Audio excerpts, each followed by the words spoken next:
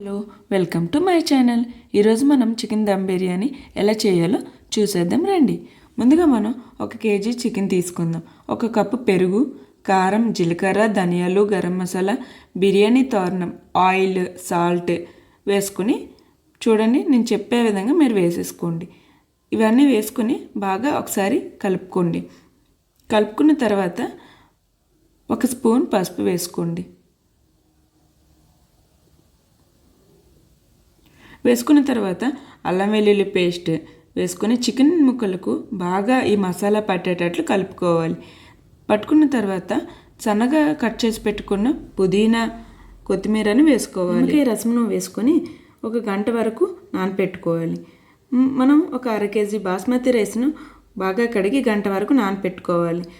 ఎసర బాగా మరిగిన తర్వాత ఈ బాస్మతి రైస్ని వేసి జీలకర్ర, లవంగాలు, యాలకులు, ఆకు, దాల్చిన చెక్క, 2 పచ్చిమిరపకాయలు, పుదీనా, కొత్తిమీర, కొద్దిగా నిమ్మరసం వేసుకోవాలి. నిమ్మరసం వల్ల రైస్ అనేది తెల్లగా ఉంటుంది. అనేది 60% ఉడికించుకోవాలి. ఈ 60% ఉడికితే సరిపోతుంది అండి. ఇప్పుడు మనం వేరొక కడాయిలో కొద్దిగా ఆయిల్ వేసుకొని ముందుగా మనం మ్యాగ్నేట్ చేసి పెట్టుకున్న చికెన్ను వేసుకోవాలి. ఈ చికెన్ వేసుకొని బాగా మగ్గించుకోవాలి. మనకి చికెన్లోనే వాటర్ ఉంటుంది కాబట్టి ఇది బాగా మగ్గుతుంది.